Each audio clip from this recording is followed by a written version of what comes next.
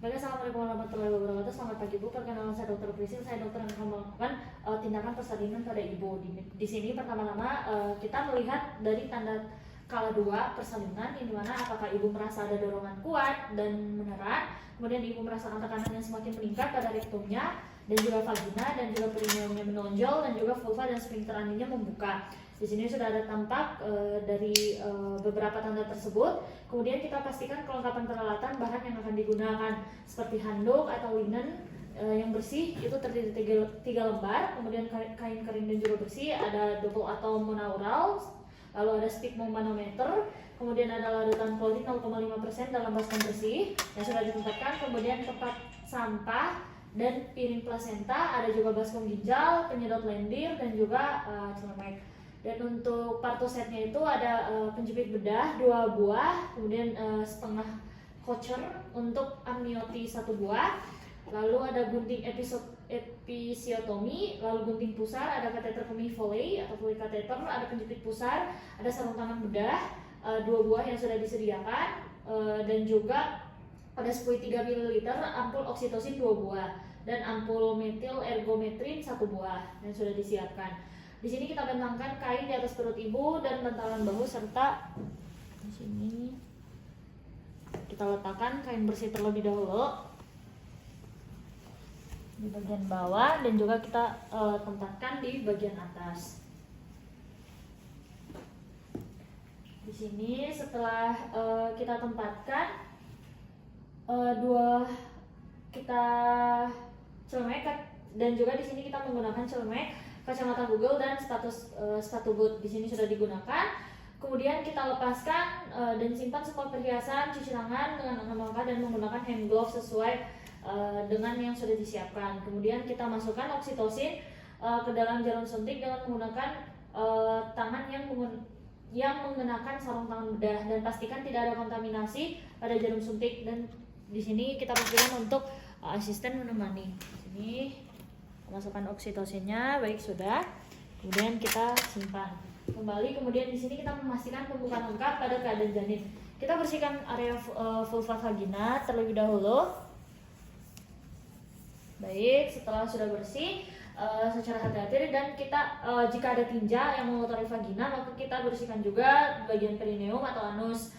Lalu kita buang kapas dan kain kasa terkontaminasi ke wadah yang tersedia. Kemudian kita ganti sarung tangan. Baik, di sini saya sudah menggunakan sarung tangan, dan sarung tangan sebelumnya kita rendam di larutan klorin 0,5%, dan kita kenakan sarung tangan basah. Kemudian kita lakukan pemeriksaan untuk memastikan pembukaan lengkap. Di sini bila setelah kita lakukan pemeriksaan,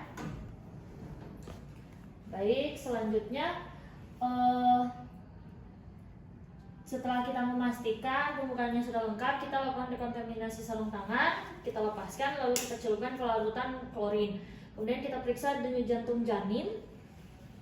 Di sini kita periksa detak jantung janin. Untuk normalnya itu 120 sampai 160 kali per menit, dan reguler. Di sini masih normal. Kemudian kita jika DJJ masih dalam batas normal, dan juga kita mengambil tindakan yang sesuai jika DJJ-nya tidak normal, dan kita mendokumentasikan hasil periksa dalam DJJ. Semua temuan pemeriksaan dan usulan diberikan ke dalam kartograf. Kemudian kita menyiapkan ibu dan keluarga untuk membantu proses peneran. Di sini kita beritahukan kepada keluarga bahwa keadaan janin itu cukup baik. Kemudian kita bantu ibu menggunakan posisi yang nyaman dan sesuai dengan keinginan. Kita tunggu hingga timbul kontraksi dan rasa ingin meneran. Kita lanjutkan pemantauan kondisi dan kenyamanan ibu dan janin. Kita ikuti pedoman sesuai. Kemudian kita dokumentasikan semua tindakan yang ada. Di sini baik Bapak Ibu, keluarga dari pasien dan suami, silakan temani istri dan juga anaknya untuk membantu dari proses persalinan ini. Kemudian bantu untuk pasien mengangkat kakinya ketika diperlukan, dan membantu untuk pasien itu meneran atau mengejar. Nah, di sini kita lakukan untuk bimbingan menerannya itu kita meneran ketika timbul kontraksi. Baik Ibu, kalau ada kontraksi Ibu boleh nanti mengejar ya Bu, seperti seperti saat BAB. Di sini boleh Ibu kita mengambil posisi yang nyaman sesuai yang tadi sudah dianjurkan. Dan di sini kita anjurkan untuk ibunya itu beristirahat antara kontraksi, dan kita anjurkan keluarganya itu untuk memberikan dukungan dan semangat. Lalu setelah itu atau boleh juga kita anjurkan ibu untuk berjalan berjongkok atau mengambil posisi yang nyaman jika ibu belum merasa ada dorongan untuk meneran dalam selang waktu 60 menit. Nah, di sini untuk persiapan melahirkan bayi, kita letakkan handuk yang sudah diletakkan ini. Kemudian di sini jika kepala bayi telah membuka vulva dengan diameter 5-6 cm, kita letakkan kain bersih yang dilipat seperti yang sudah diletakkan ini. Lalu kita buka part closet dan pastikan kembali kelengkapan peralatan dan bahan. Pakai sarung tangan yang steril sudah saya ganti dan menggunakan yang steril. Di sini untuk pertolongan untuk melahirkan bayi, di sini kepala bayi yang terlihat duluan, maka akan tampak diameter 5-6 cm membuka vulva, maka kita lindungi perineum. Kita lindungi perineum dengan satu tangan seperti ini, dilapisi dengan kain bersih dan menekan belakang kepala untuk mempertahankan posisi fleksi dan membantu lahirnya kepala. Di sini ibu boleh mengejar bu sambil didorong. Kalau ada kontraksi silakan didorong bu. Baik, kita membantu dari persalinan. Di sini kita bu boleh bu didorong. Baik, oke.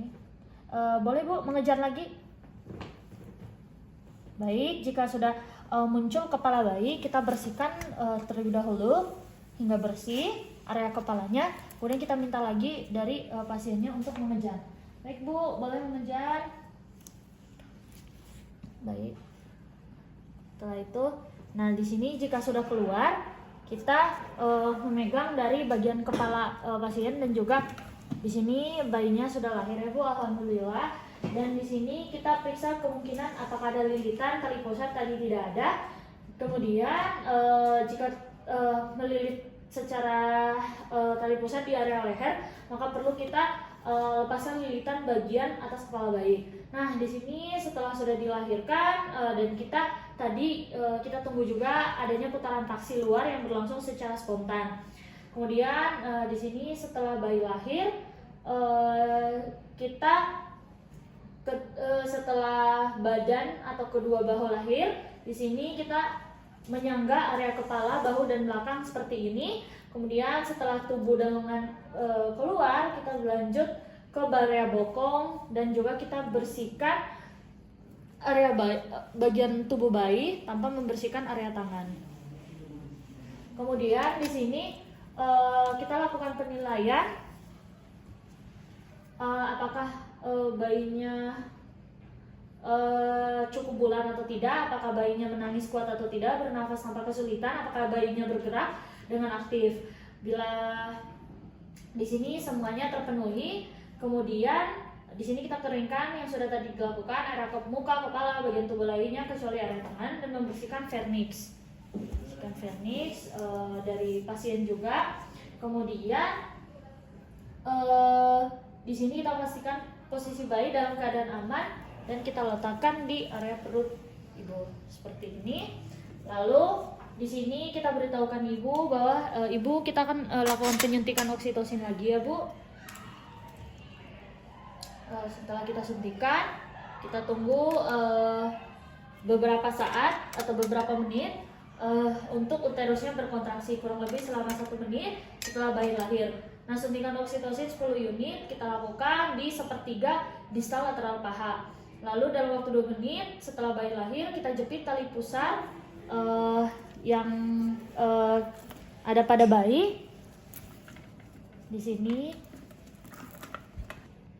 Baik, di sini tali pusarnya. Di sini untuk pelepasan dari tali pusarnya, kita masas, kemudian kita lakukan penjepitan. Baik, kemudian kita masas secara perlahan, lalu kita jepit lagi di sepertiga, lalu kita gunting.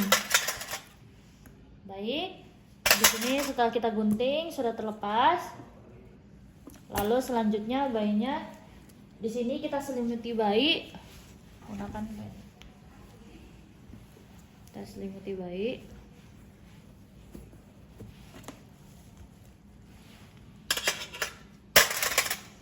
Lalu setelah itu kita biarkan bayi melakukan kontak kulit di area dada ibu kurang lebih selama 1 jam. Sebagian besar bayi akan berhasil melakukan inisiatif menyusu dini dalam 30-60 menit. Dan menyusu untuk pertama kali akan berlangsung sekitar 10-15 menit dan bayi cukup menyusu dari 1 payudara saja. Kemudian kita biarkan bayi berada di area dada ibu selama 1 jam walaupun bayi sudah berhasil menyusu. Jadi kalau dari Lemin, sekian tindakannya sudah dilakukan. Wassalamualaikum warahmatullahi wabarakatuh. Baik, assalamualaikum warahmatullahi wabarakatuh. Di sini saya Dr. Prisil, saya akan melanjutkan dari proses pelepasan dari plasentanya, di mana kita melakukan prosedur tahap 3 dan tahap 4 dengan tujuan pengeluaran plasenta dan monitoring perdarahan. Kita pindahkan klem tali pusat hingga berjarak 5-10 cm dari vulva. Ini kita klem. Lalu selanjutnya kita letakkan satu tangan pada permukaan perut bawah ibu atau di atas simfisis untuk menilai kontraksi dari uterus. Di sini uterus kita memegang dari area klem untuk menegangkan dari tali pusar seperti ini.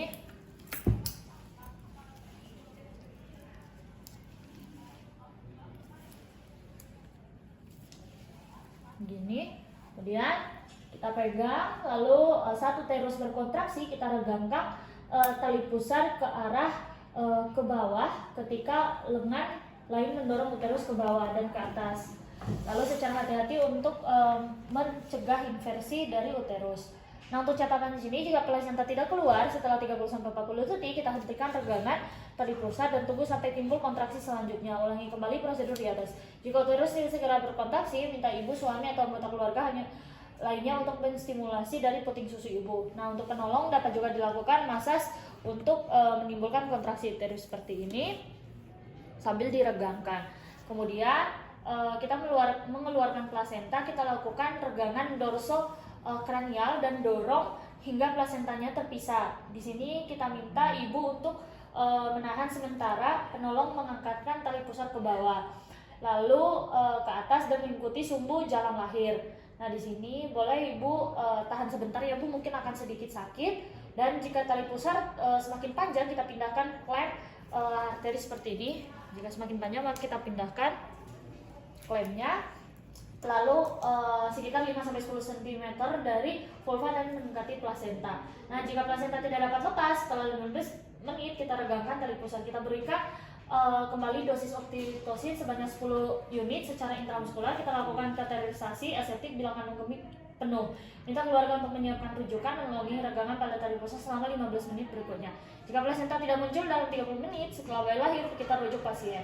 Nah, di sini saat plasentanya muncul di intraoitus vagina, kita angkat plasenta dengan kedua tangan dan pegang putar plasenta sampai membran amnion terlilit. Di sini kita keluarkan plasentanya. Saya pelan.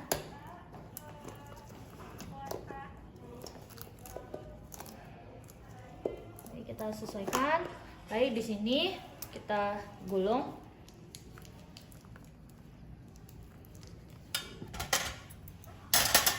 Kita gulung. Baik, ibu, plasentanya sudah keluar ya.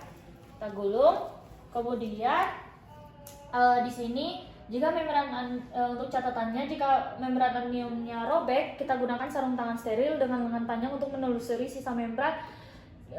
Gunakan jari tangan atau klem, itu kita lakukan secara manual. Di sini kita stimulasi dari taktil uterus rasa segera setelah lahirnya plasenta dan membran kita letakkan ke baskom steril. Di sini kita bisa lakukan masas di area uterus. Di sini letakkan tangan di daerah fundus dan kita lakukan pijatan secara lembut dengan gerakan memutar untuk stimulasi kontraksi uterus fundus secara kuat, teraba kuat.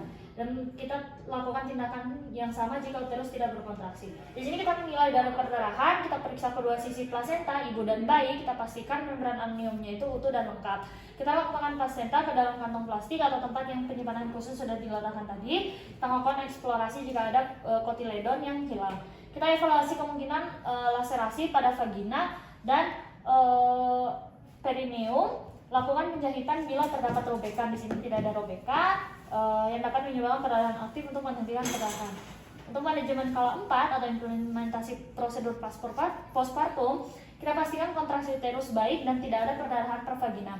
Masukkan kedua tangan penolong ke dalam larutan klorin seperti ini. Kemudian kita ke larutan klorin, lalu setelah kita rendam, kita keluarkan, lalu kita keringkan dengan linen bersih dan pasang lem pusar dalam jarak 1 cm dari umbilikus bayi. Nah, di sini sudah, kemudian kita lepaskan kolom bedah yang sudah kita gunakan, rendamkan di larutan klorin juga, dan penutup badan dan kepala bayi lengan agar bayinya tetap hangat.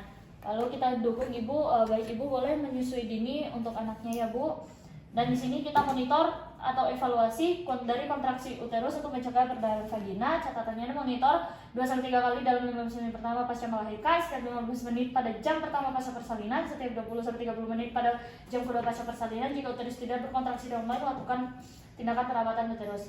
Dan juga kita ajarkan pada ibu dan keluarga cara melakukan massage yang tepat di area secara konsisten dan cara menilai kontraksi uterus. Untuk evaluasi perkiraan jumlah darah yang hilang, kita periksa denyut nadi ibu dan juga kandung kemih setiap 15 menit. Untuk jam pertama pasca persalinan setiap 30 menit pada jam kedua pasca persalinan. Periksa suhu tubuh ibu setiap 1 jam selama 2 jam pertama setelah melahirkan. Tampilkan tindakan cepat untuk temuan abnormal. Dan untuk kebersihan keamanan, kita tempatkan semua peralatan bekas dari pakaian dan larutan klorin untuk dekontaminasi selama 10 menit.